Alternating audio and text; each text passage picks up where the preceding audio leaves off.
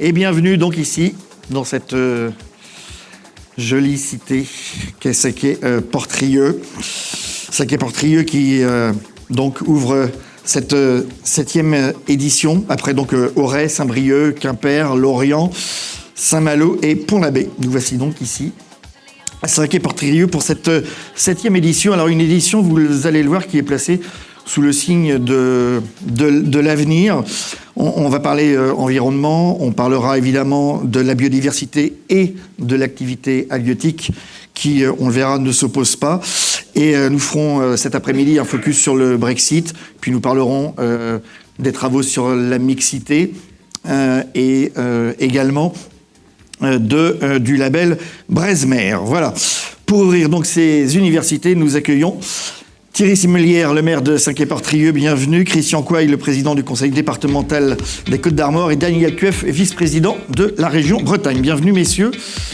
Vous pouvez quand même les encourager, ce serait sympa. Alors, allez-y, prenez un micro.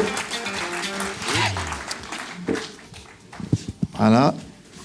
Micro pour monsieur le vice-président.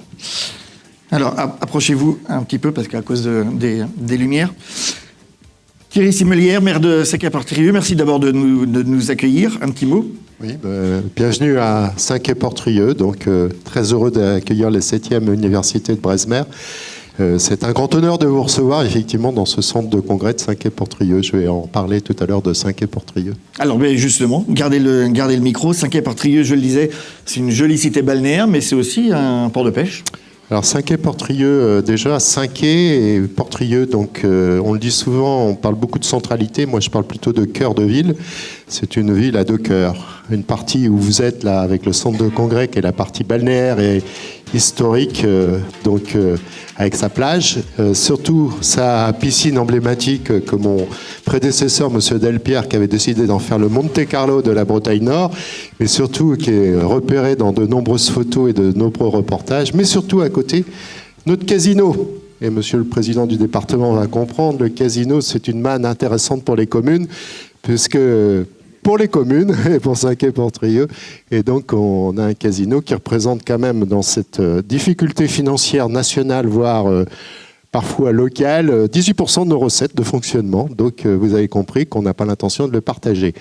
Et en ce qui concerne ensuite Portrieux, c'est l'autre partie du historique aussi, mais du coup portuaire. Un port très particulier qui existe depuis de très nombreuses années avec une histoire. Et surtout, lorsqu'on a des visites de préfets, puisqu'on voit des préfets qui se succèdent, le préfet Lambert m'a dit un jour, ce qui m'intéresse, c'est que ce port est un port pédagogique.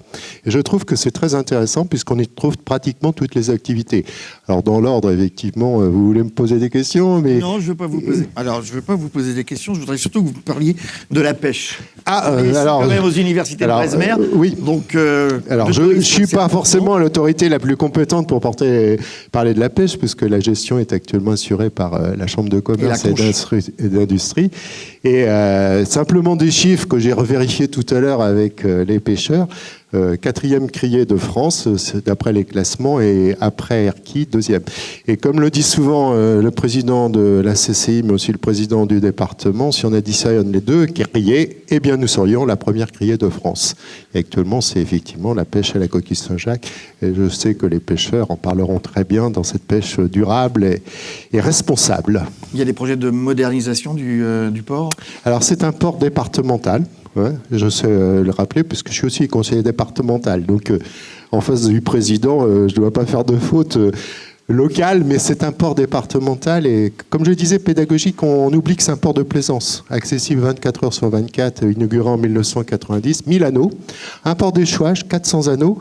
Un pôle nautique aussi avec une école de voile, une aire de carénage, mais surtout des projets qui est effectivement la construction de la base de maintenance du parc éolien qui a fait l'objet de nombreux échanges et conversations.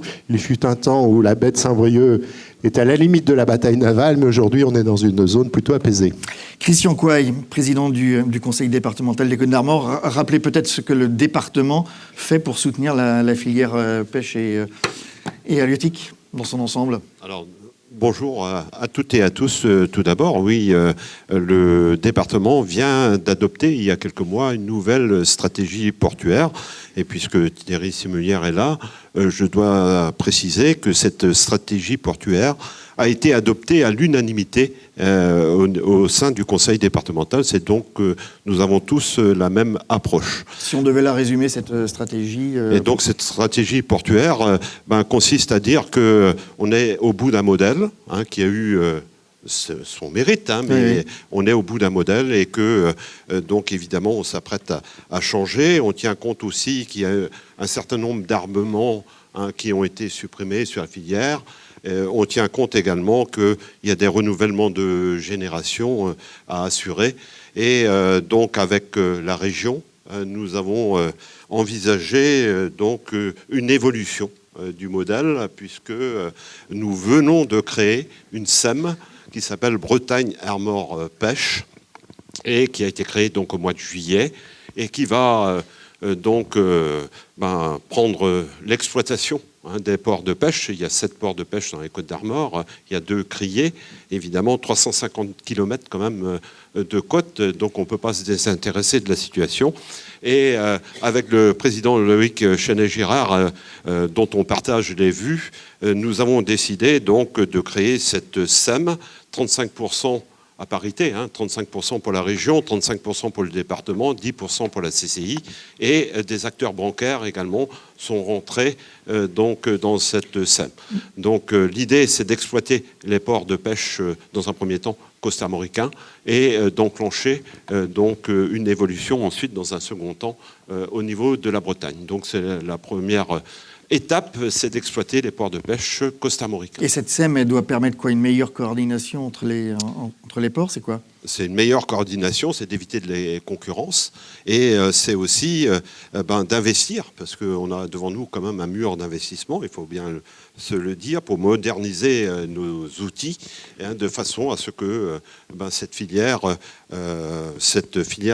puisse continuer à se développer, mais surtout que les pêcheurs puissent avoir des conditions d'exploitation qui soient nettement améliorées aussi. Alors Thierry Simulière en a parlé un petit peu. Un mot sur le réaménagement du port de Sacquet-Portrieux. Très bien. Donc sur le réaménagement du port de Sacquet-Portrieux, donc les travaux vont démarrer en 2026, s'étaler sur 2 ans. C'est un projet très lourd, puisqu'il porte sur 20 millions d'euros. Et l'idée, c'est d'améliorer évidemment les conditions d'exploitation. Je précise d'abord qu'il y a eu une très large concertation avec tous les usagers du port, et que, y compris avec les pêcheurs, par le comité départemental des pêcheurs. Et l'idée, c'est évidemment d'améliorer les conditions d'exploitation ici sur le port de Sacquet-Portrieux. C'est de faire en sorte que tous les usages puissent être partagés, et également de refaire le bâtiment de la SNSM, c'est important aussi de le surélever, et on est en anticipation donc du réchauffement climatique quand on dit ça, et l'idée c'est de faire en sorte qu'on accueille également Siemens pour la maintenance éolienne, et ça va permettre de créer 80 emplois. Mais ce qui est important de dire, c'est qu'on tiendra compte de la saisonnalité, et notamment des temps de pêche et de la saison de coquille Saint-Jacques, pour faire en sorte que chacun puisse y trouver sa place. Merci. Daniel Cueff, vice-président de la région.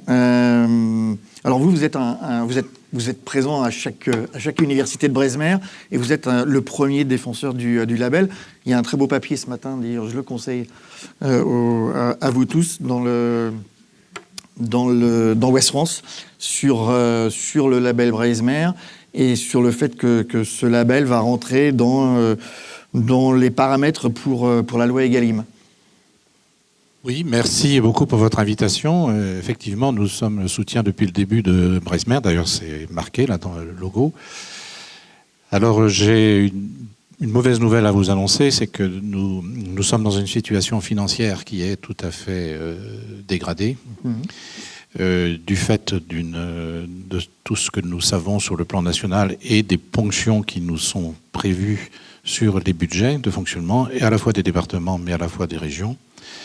Donc nous sommes en situation de difficultés financières très importantes. Donc c'est une très mauvaise nouvelle pour l'ensemble de la Bretagne. La bonne nouvelle, c'est que dans les choix budgétaires que nous sommes amenés à faire, nous maintiendrons à 100% l'aide à Breizhmer. Ça, c'est une bonne nouvelle. C'est dire à quel point nous avons confiance en Breizhmer, à la fois parce qu'il y a ces universités, mais aussi parce que la profession a décidé par elle-même, en son sein, d'essayer de trouver les éléments internes, les éléments de pratique, les éléments de modification de la pêche, pour faire en sorte que, de la criée jusqu'à la logistique, nos lycéens puissent être alimentés en produits de la mer, mais aussi que le consommateur sache que le poisson ou les coquillages qu'il peut acheter viennent effectivement de conditions et sociales, et économiques, et écologiques en Bretagne. Donc ça, c'est un élément important, et nous avons réussi à convaincre la ministre de faire en sorte que, dans le cadre de la loi Egalim, ce label Breizhmer puisse compter dans la comptabilité pour les gestionnaires, à la fois des lycées et à la fois des collèges, puissent compter. Donc on est très fan de ce label Breizhmer. Il est contesté. Il est contesté parce qu'on nous dit oui, mais c'est la profession elle-même qui met son propre label. Ben justement, c'est ça qui nous a intéressés. C'est le fait que, comme le dit le président Lenezet, la pêche durable, c'est pas fait pour faire durer la pêche telle qu'elle est. Il faut la faire évoluer. Et on ne le fera jamais évoluer de Paris avec une directive.